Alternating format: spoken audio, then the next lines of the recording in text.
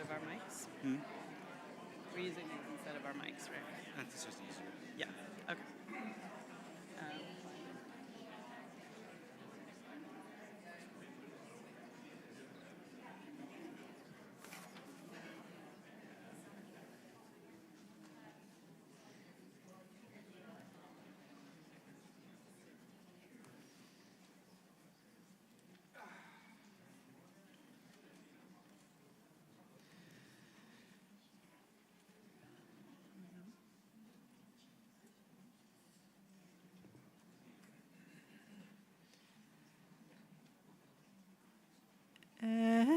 Esainai el harim me'ain yavo ezri.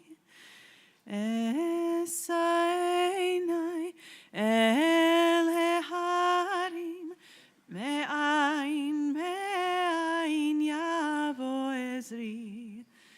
Ezri me'im Adonai ose shamayim va'aretz. Ezri me'im Adonai ose shamayim va'aretz. Esainai el harim me'ain yavo ezri. Esainai el harim me'ain yavo ezri. These are words from Psalm 16, Shiviti.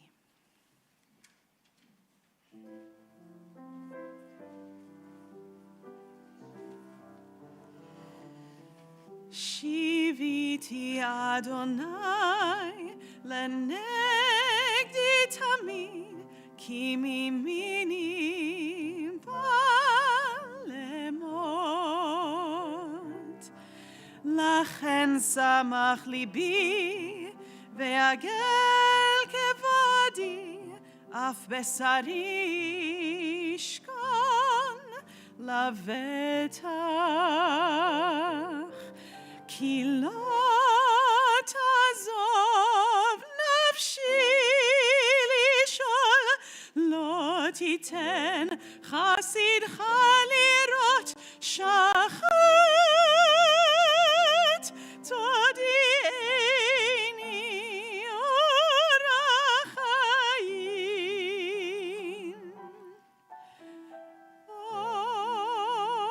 Orach hayim. Sova semachot et panecha neimot bemincha netzach. Shiviti Adonai lenegdi tamid ki mimini balemot.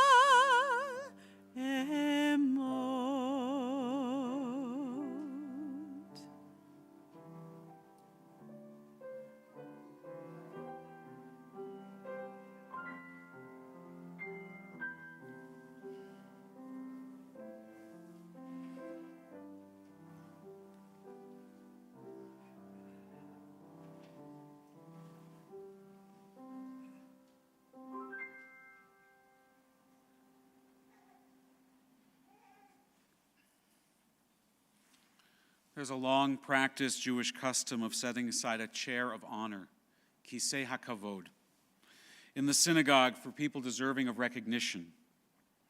The tradition, which is rooted in biblical and rabbinic and communal customs, underscores respect, recognition, and sanctity for an honored individual or a spiritual presence.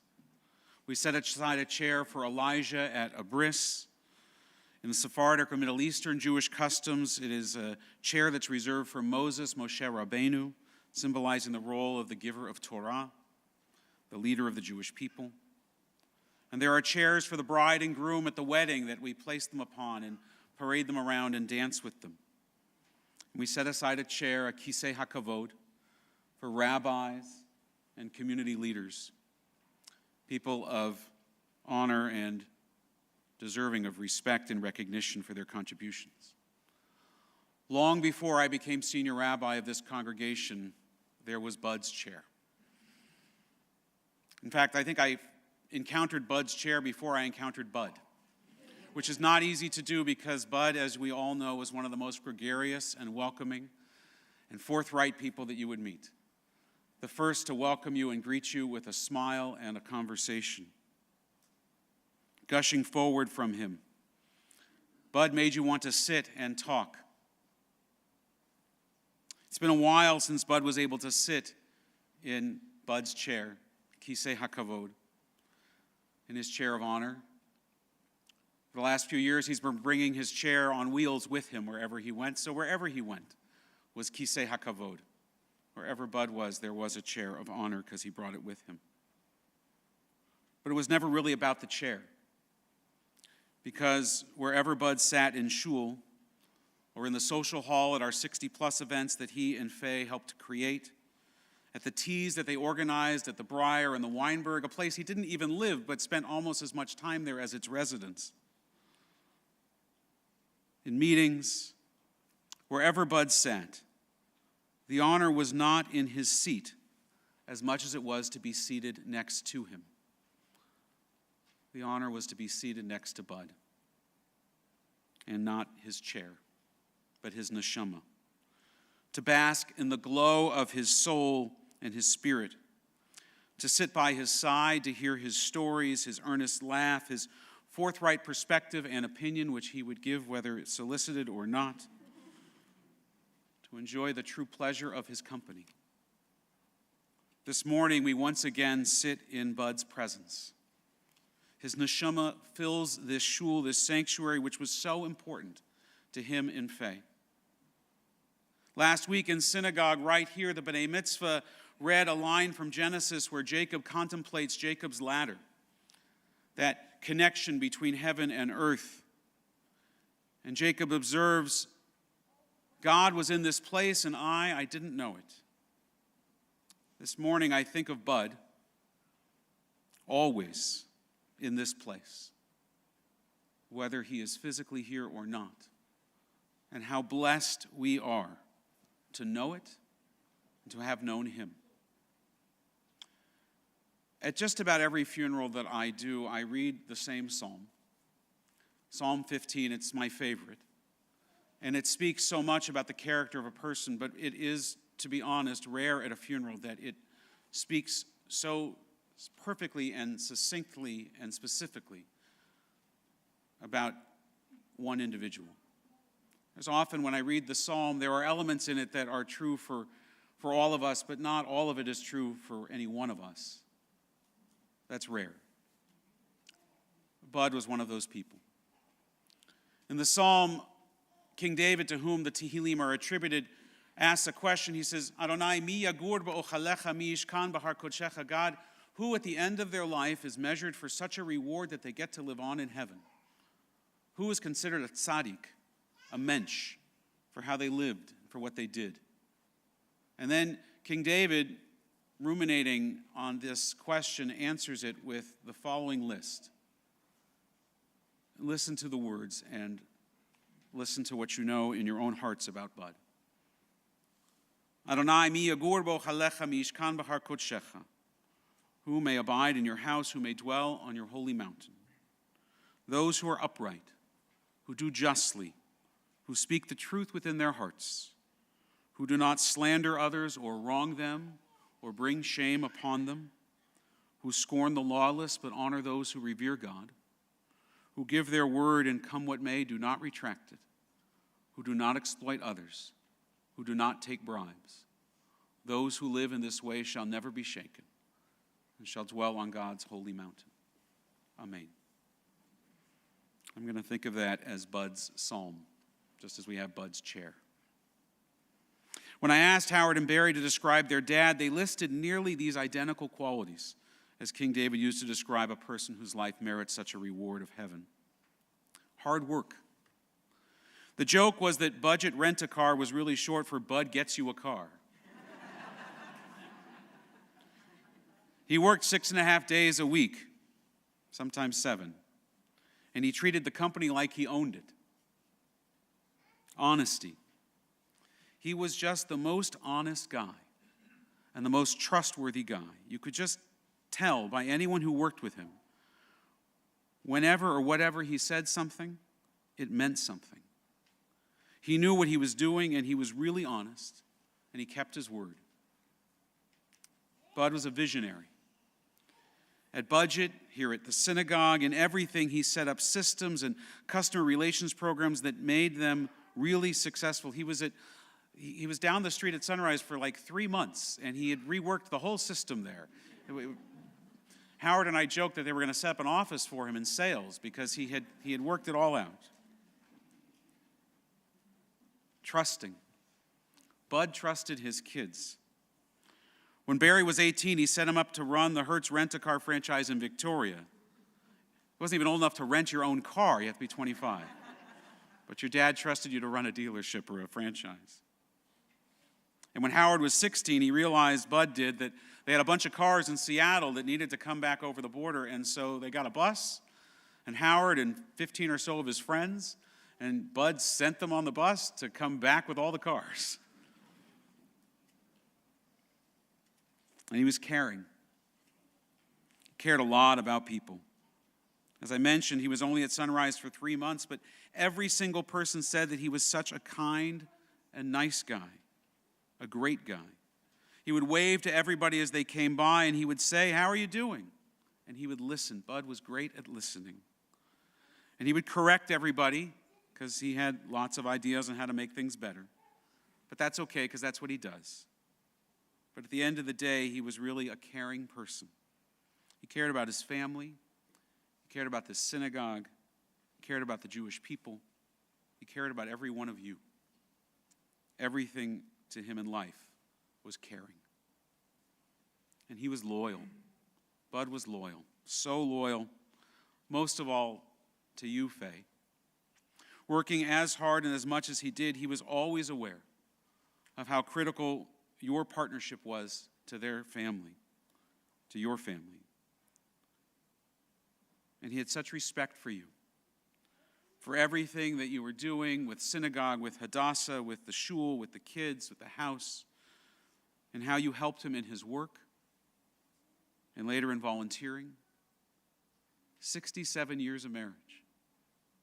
68. Felt like 67. A partnership of loyalty and trust.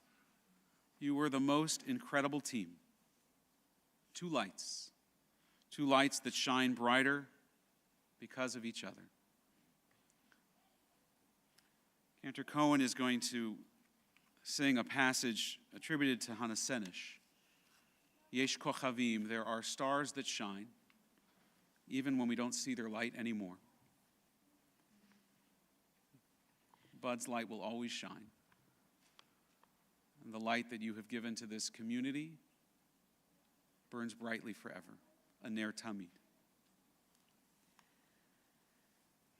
יש כוכבים שאורם מגיע ארצה, רק כאשר הם עצמם עבדו בינם. יש אנשים שזיו זכרם מאיר, כאשר הם עצמם אינם עוד בתוכנו. אורות אלה המביקים בחשכת הליל, הם שמרים לאדם את הדרך, את הדרך. הם שמרים לאדם את הדרך, את הדרך. There are stars up above, so far away we only see their light, long, long after the star itself is gone. And so it is with people that we loved. The memories keep shining ever brightly, though their time with us is done.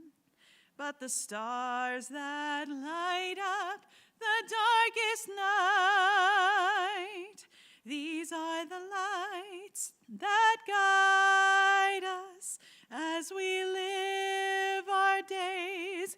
These are the ways we remember, as we live our days. These are the ways we remember,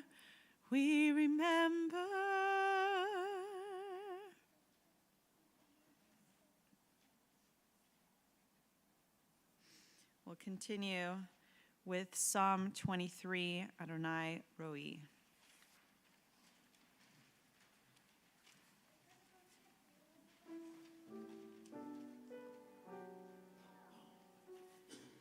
Adonai Roi lo echsar bin od deshe yarbitzeni al mei menuchot yenaleini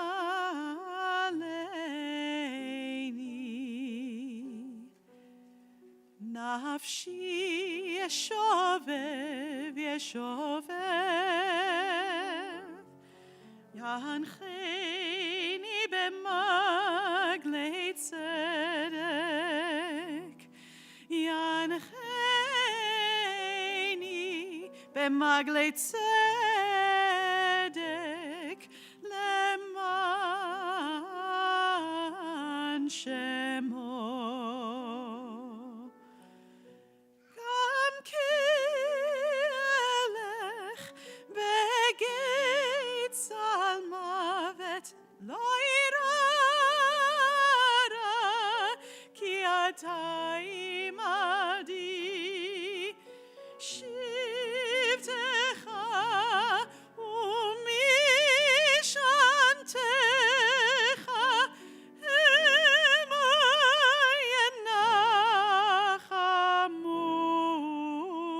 yenachamuni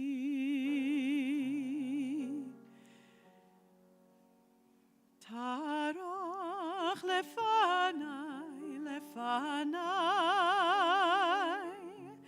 shulchan neged zorerai dishanta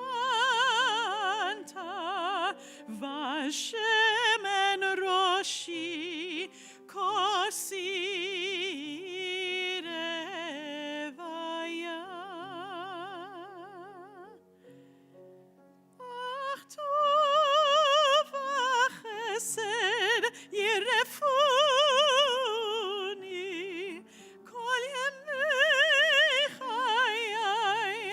kol yemei chayai v'shavti beveit Adonai leorech yamim.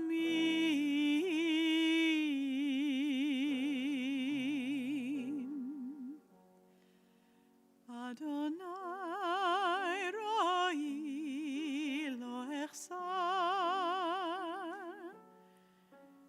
Adonai Roi lo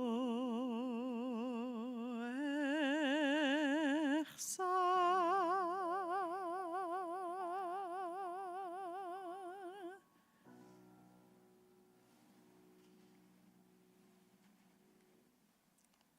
Lord is my shepherd, I shall not want.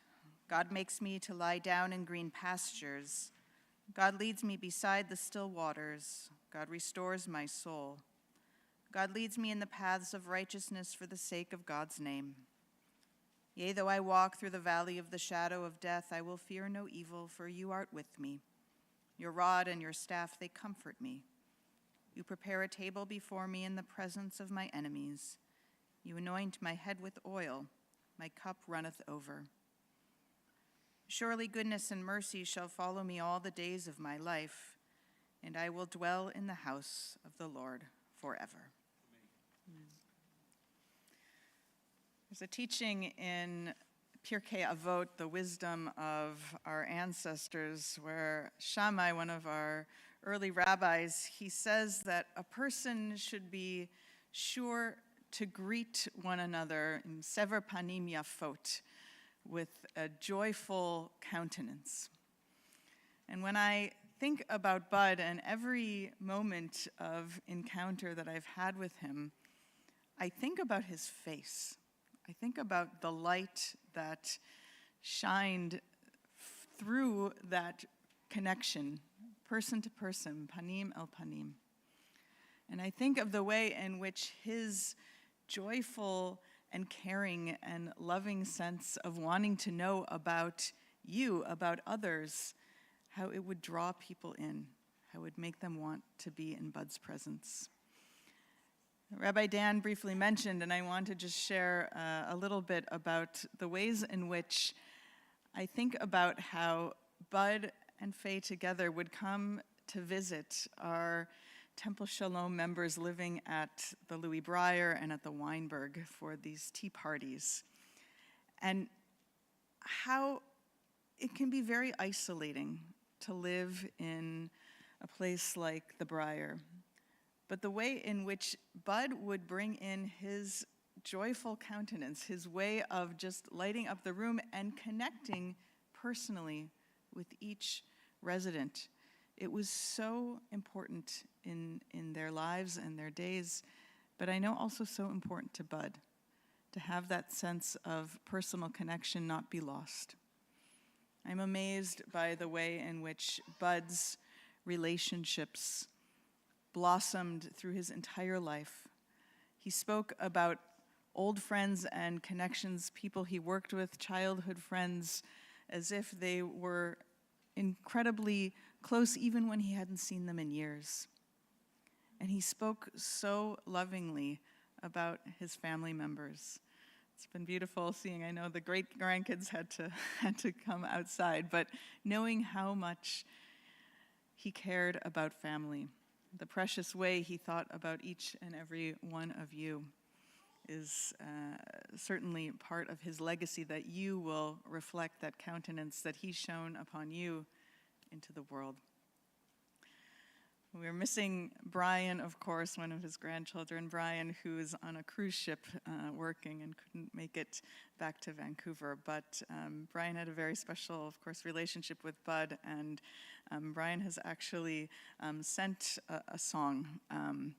Bud's favorite song was Somewhere Over the Rainbow, and Brian has recorded us singing of that. So we want to listen to these words of love for Bud.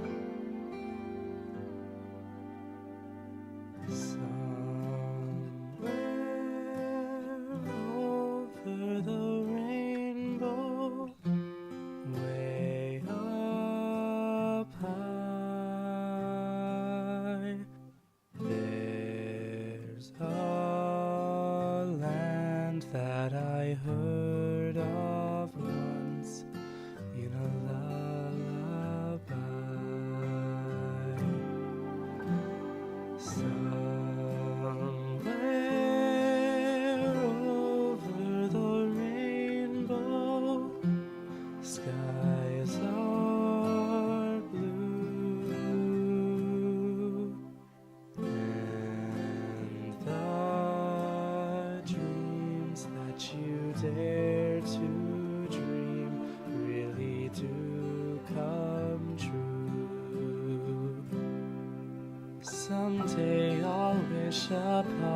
star and wake up where the clouds are far behind me, where troubles melt like lemon drops away above the chimney tops. That's where you'll find me, somewhere over the rainbow. Bluebirds fly, birds fly over the rainbow. Why, then oh why can't I? If happy little bluebirds fly beyond the rainbow, why, oh why can't I?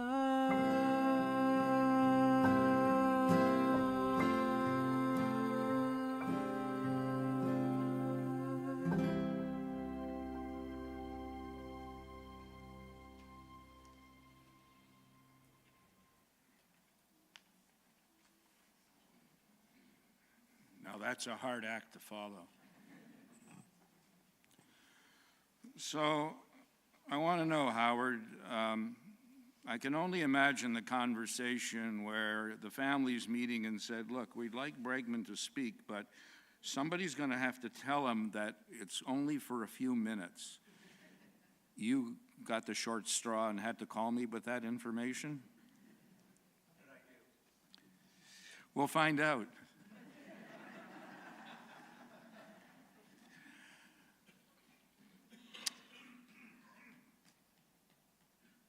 My secretary tells me one day, Mr. Riback is here to see you. Bud comes into my study. He's got this grin on his face. Rabbi, I noticed when we were at the cemetery a few days ago, you started looking at my umbrella and started laughing, so I decided I thought you should have it. At which time I just broke down hysterical in laughter. I said, Bud, this is the greatest umbrella ever to take to a cemetery. You see, he worked for Budget, but there was another company that he helped manage as well, and that one had the logo on the umbrella that he gave me, Park and Fly.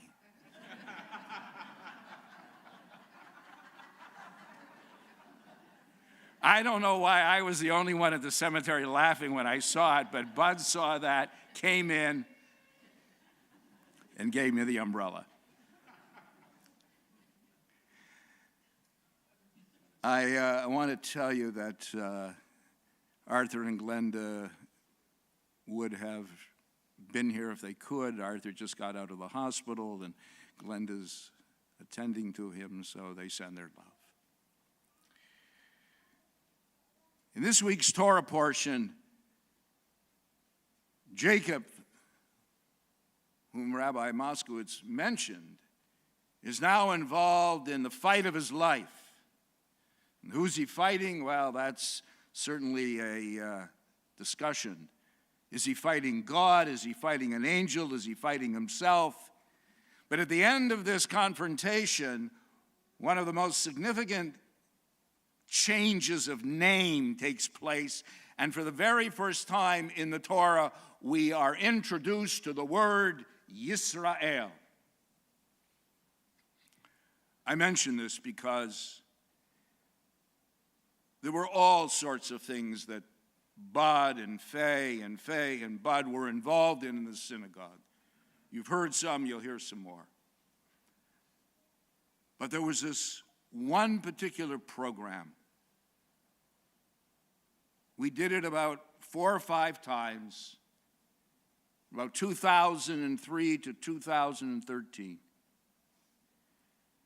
And for me, it was one of the really important programs, not that the others weren't, but this spoke to many of us right in our kishkas, and Bud was one of those individuals that was part of the committee, along with you, Steve, and Jerry, and Andrea Zimmerman. We got involved with an organization called Beit Halochem. For Kathy and myself, this is one of the major organizations that we like to support. Beit Halochem translates as the House of Warriors, but it is the organization that deals with injured soldiers and their families. And a program developed here in Canada, and in particular out here, because we were one of the first ones to do it, in which we brought these injured soldiers to Vancouver for some R&R. And I needed a committee. And these individuals got together, and Bud was at the center of this, of helping to organize this program in which these injured soldiers, some with limbs missing, some with head injuries, psychological injuries, all sorts of things that went on. And we brought them here, and they had home hospitality. We needed to, of course, have transportation. We needed a van to take them from point A to point B. Guess who was in charge of that?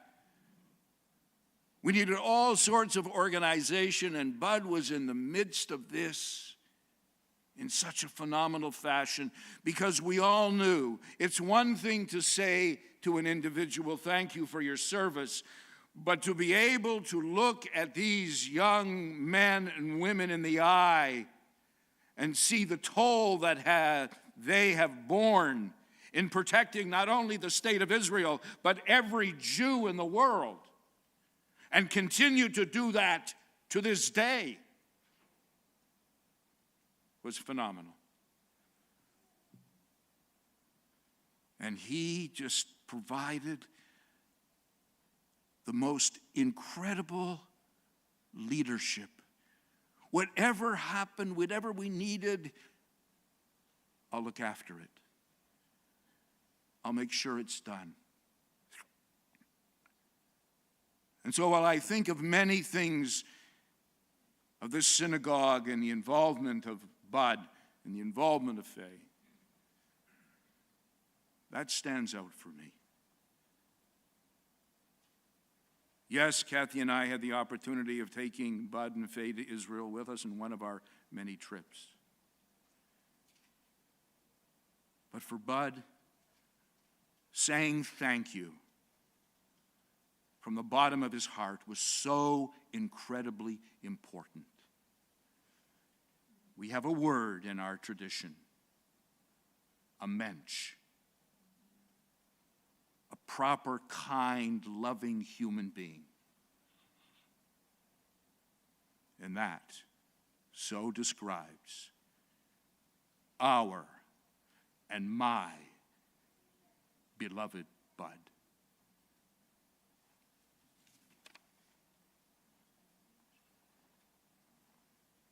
Howard? There are 30 seconds left.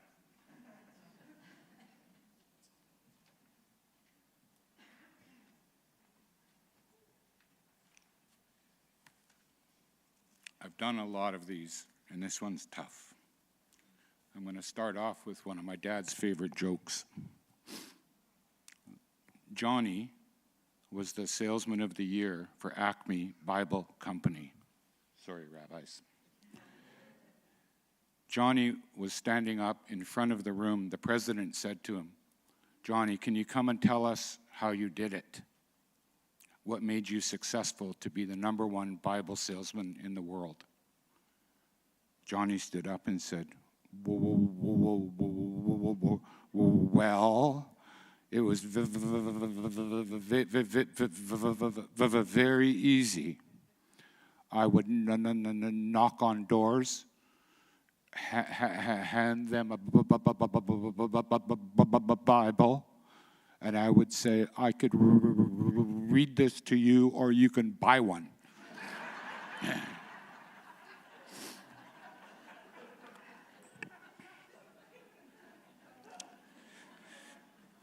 Born Irwin Nathan Riback, or Ryback, whatever, who cares. Nickname Bud. Born June 28, 1928, in Portland, Oregon, to his parents Elsa and Alec, and sisters Barbara and Janet. Survived by his wife Faye of 68 years, Howard and Donna and Barry and I. Predeceased our sister Harleen. With 5 grandkids, Trevor, Kevin, Anya, Luna, and Brian, together with their partners, Alex, Chris, Raquel, Jorge, and Jess, and 7 great-grandkids, Liam, well, there's only one here now, but Liam, Avery, Emmett, Lenny, Rue, Francis, and Ashton, who's very well behaved. Dad grew up in Portland, attended high school and college, got his accounting degree, and joined the National Guard. His father was in the food store business. We heard so many stories about this business. In fact, my friend Peter, who's also in the food business, and I recall so many times my dad cornering Peter in a room and reading him the riot act about the food business. And I would just sit there and laugh because he would be stuck talking to Dad for hours. And Peter always said he loved every minute of it. Dad moved to Calgary in the early 50s to join his parents. Dad worked in the fire restoration business.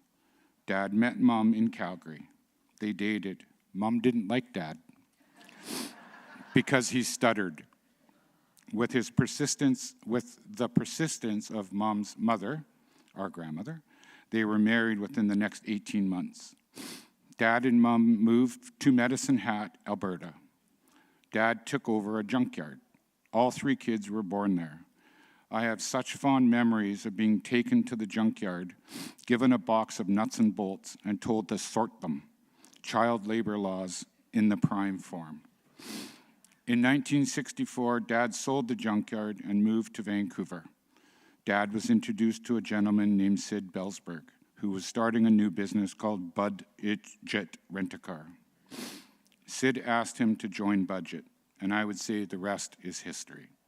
Dad remained loyal to Sid and Budget for 40 years. There are too many stories we could share. We could be up here for hours. My mom, brother, and I worked for Budget and spent countless hours in a Budget uniform. Dad loved Budget, Sid, Barry, Randy, and all the people he crossed paths with. For decades, people would always say to me how great it was to work with your dad. Dad loved fishing in the rivers near Portland, and often he would take Howard and I away on weekends. Loved to go to Campbell River and fish with Randy. Sorry, I can't tell you more about what happened because what happens on the road stays on the road. Fast forward that to Dad's retirement, he became religious. He would often pick up my kids and take them for breakfast and drop them off at Hebrew school, probably because he didn't trust me that I would do it. Temple Sholom was very important to Dad. He loved in the men's group, the seniors group, and everything relating to Temple Sholom. He loved it here. Rabbi Bregman, Rabbi Dan, Rabbi Brown, and to all his friends, thank you. This year,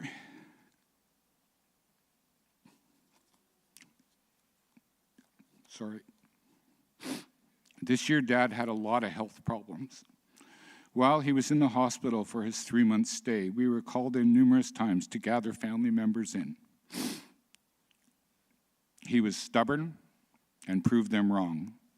He battled through and moved on to Sunrise of Vancouver and flourished. He would greet everybody as they walked by and would always be willing to lend a helping hand. Dad really loved it there, and the staff were unbelievable. Thank you so much to the Sunrise people. Dad was also supported by their longtime family caregiver, Nora, who was with our parents for over 15 years. Thanks, Nora. Thanks for all the love and support. Recently, Sylvia joined our care team and is a wonderful addition to Mom and Dad. Thanks, Sylvia, wherever you are. This week is bittersweet.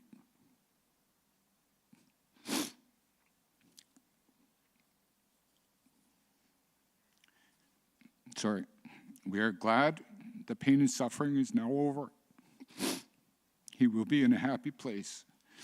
I have to apologize to all those in heaven who will have to hear him stutter and tell all the same stories that we've heard for 96 and a half years. Thank you.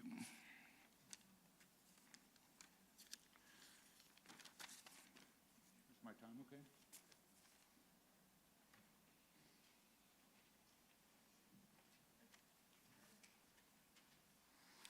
Thank you, Barry, and Rabbi Bregman, and Rabbi Brown, and Cantor Cohen, and Joyce. Thank you for bringing Bud's spirit into this space one more time. Our tradition teaches, as I've shared with you before, and as other rabbis have taught, that when a person dies, their soul, their neshama, goes up to heaven to help God run the world. We can think for a moment what Bud's soul is going to be telling God about how to run the world. The prayer that guides the soul on that journey is called El Malei Rachamim, God who is full of compassion. Cantor Cohen's going to chant that prayer, and then I'll read the translation. I'll ask you to please rise.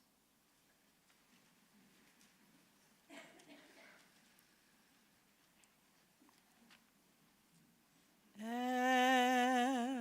Malei Rachamim, Shochen Bamromim, המצא מנוחה נכונה תחת כנפי השכינה. עם קדושים וטהורים כזוהר הרקיע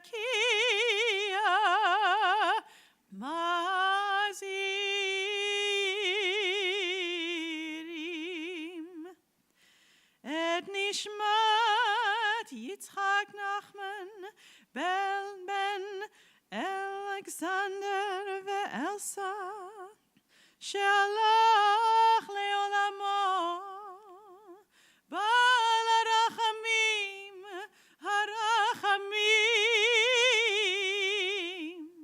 יסתירהו בסתר כנפיו לעולמים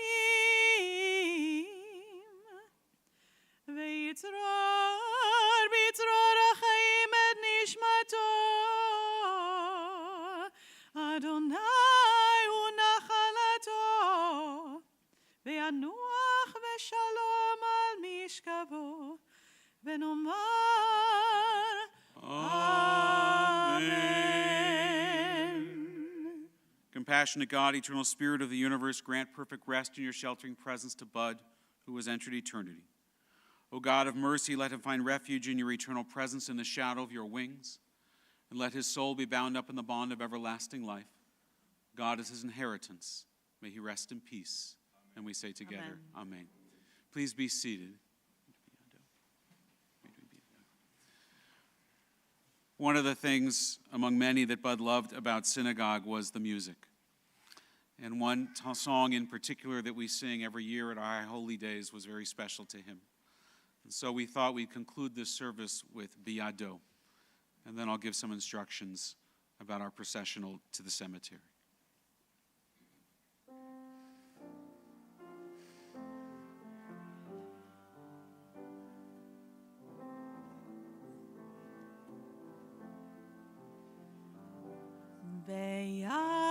בידו הפקיד רוחי בעת אישן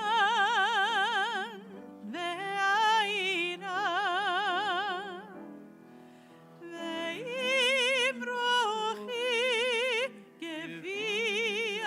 גוויעתי אדוני לי ולא יירא ועם רוחי גוויעתי אדוני לי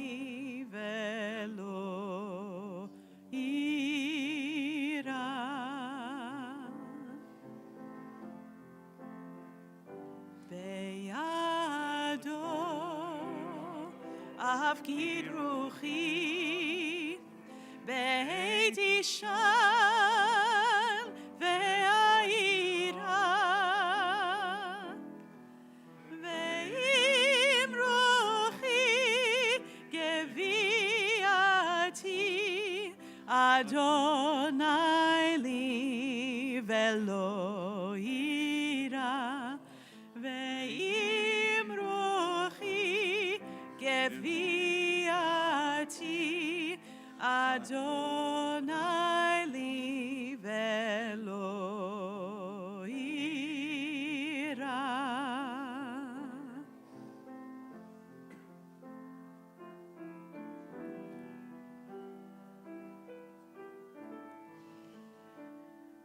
בידו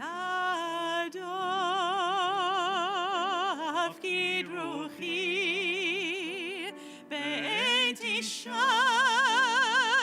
והעירה ועם רוחי גביעתי אדוני לי ולא יירא ועם רוחי גביעתי אדוני לי ולא יירא.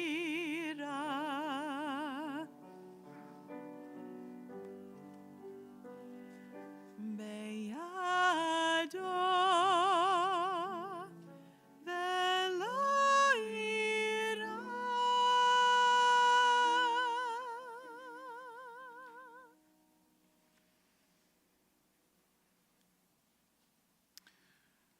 We're going to proceed from here, for those that are able to, down to the cemetery for internment. There'll be a brief service there with Rabbi Brown. That service will also be streamed, so if you're not able to go down, it'll just be some brief prayers and the placing of the casket. And then returning back here for a reception, we should get back here about 12:15, I would think. And that reception will go until 2:30. And then there will be a Shiva Minyan tonight at 6:30 at Howard and Donna's home, right? And then, so that'll be at 6:30 tonight. And then Saturday and Sunday afternoon at 4:30, there'll be a Mariv service here for a Shiva Minyan at the synagogue. That's at 4:30 here at the synagogue Saturday and Sunday. I'm going to ask you please not to greet the family when they come down the stairs after placing the casket, to allow them to go directly to their cars so that they can follow in procession down to the cemetery and then return here so that they can be comforted by you at the reception that will follow. I'd like to ask the pallbearers now, Kevin and Trevor and Ed, Randy, Bill, and Barry, to come stand by the casket as you did earlier in your place of honor, as we'll process with you down the stairs. The family will follow behind, and then all of us to the hearse and then to our cars. Please, again, do not greet the family at the end of the service. Allow them to get to their cars. Please rise.